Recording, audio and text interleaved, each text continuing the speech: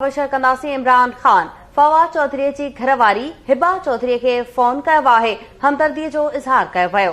बिल्कुल नाज़रीन, अवांखे अपडेट कयो त फवाद चौधरी के कूड़नि इल्ज़ामनि हेठि गिरफ़्तार कयो वियो आहे। समूरे ख़ानदान सां यकजहती जो इज़हार करियां थो। इमरान ख़ान चयो आहे त इम्पोर्टेड हुकूमत मूंखे कॾहिं बि गिरफ़्तार करे नथी सघे। इमरान ख़ान सीनियर अॻवाननि सां ॻाल्हियूं कयूं आहिनि। अवांखे अहम ख़बर खां आगाह कयूं त इमरान ख़ान फवाद चौधरी जी घरवारी हिबा चौधरी के फोन कयो आहे, हमदर्दी जो इज़हार कयो वियो आहे। इमरान ख़ान जो चवणु आहे त फवाद चौधरी के कूड़नि इल्ज़ामनि हेठि गिरफ़्तार कयो वियो आहे।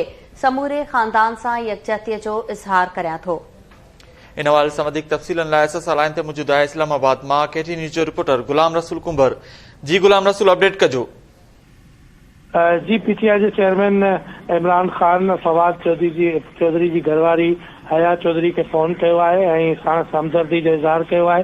फवाद चौधरी के कूड़नि के इल्ज़ाम हेठि गिरफ़्तार कयो वियो आहे। समूरे ख़ानदान सां यकजहती जो इज़हार करियां थो। इमरान ख़ान इहो चयो आहे। साॻे वक़्तु संदसि चवणु आहे त इम्पोर्टेड हुकूमत मूंखे कॾहिं बि गिरफ़्तार नथी करे सघे।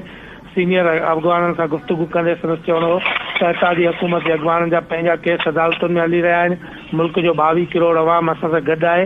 साॻे वक़्तु संदसि चवणो हो त फवाद चौधरी तहरीक इंसाफ़ जे हर अवल दस्ते जो कारकुन आहे। हिन ख़िलाफ़ केस इंतकामी कार्रवाई आहे।